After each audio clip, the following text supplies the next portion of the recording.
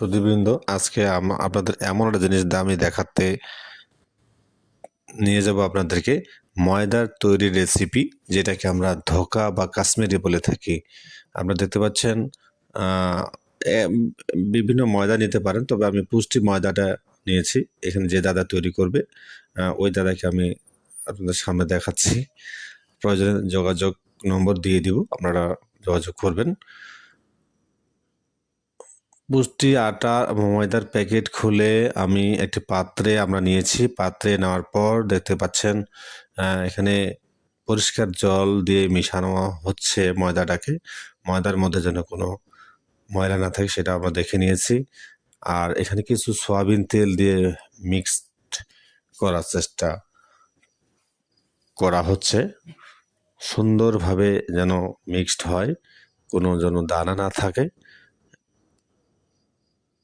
এখন খমির তৈরি হয়ে যাচ্ছে। দু হাতে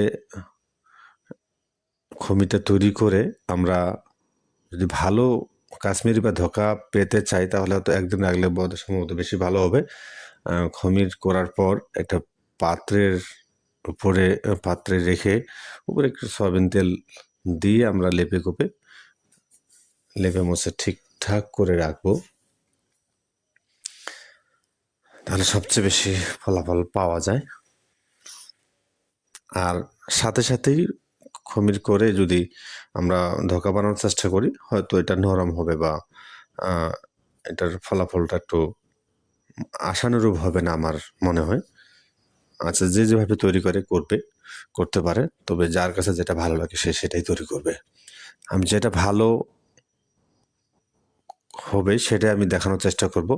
ময়দার তৈরি রেসিপি কীভাবে আমরা সনাতনীরা নিরামিষভোজী অনুষ্ঠানে এই আয়োজনটা করে থাকি।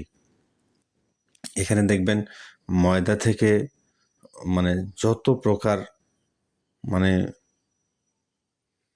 যে কি বলি, আর এখানে কোনো ময়লা থাকবে না। টিউবওয়েলের জল দিয়ে বারবার ধুয়ে তাকে পরিষ্কার পরিপাটি করে নেওয়া হয়। তার উপরে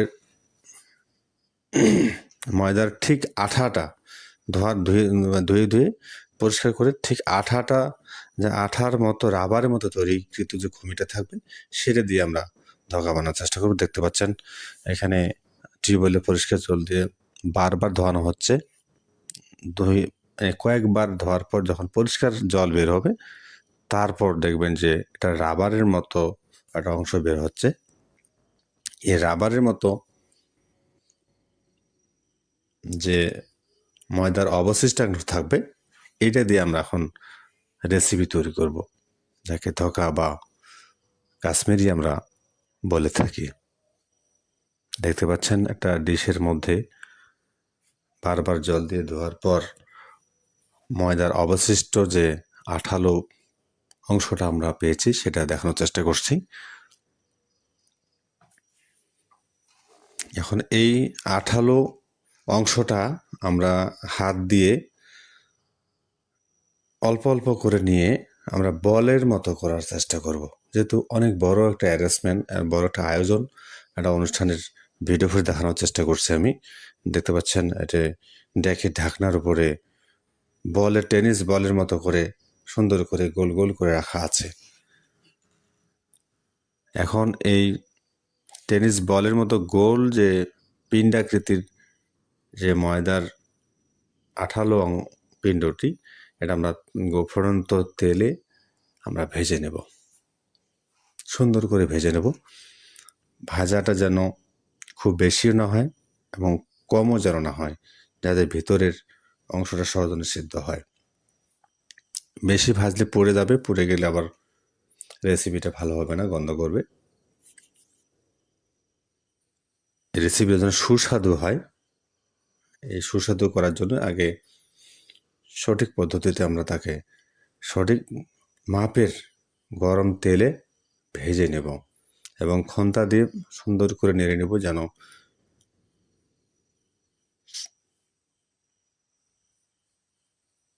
উপরে নিচে এক সমানভাবে ভাজা যায়। খুব সাবধানতার সহিত আমরা ভেজে নেব। ভাজানোর পর এটাকে তেল থেকে ওঠানোর পর আমরা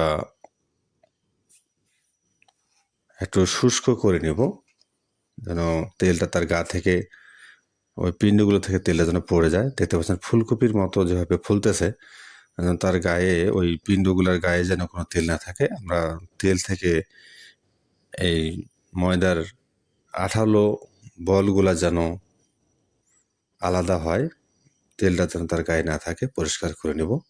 নেওয়ার পর আমরা ধারালো অস্ত্র দিয়ে, বটি বা দা বা ছুরি দিয়ে আমরা 4 পিস, 8 পিস, 16 পিস, যে যেভাবে পারে কেটে নেব। আমরা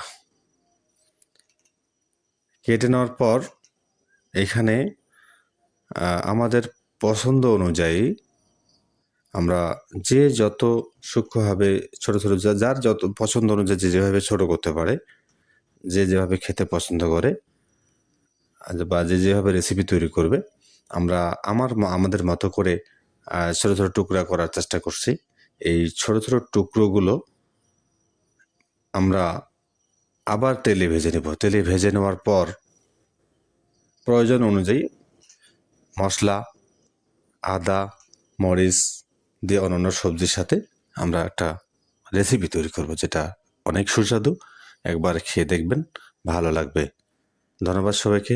আমাদের সম্পূর্ণ ভিডিওটি দেখার চেষ্টা করবেন। আবার দেখা হবে। ধন্যবাদ।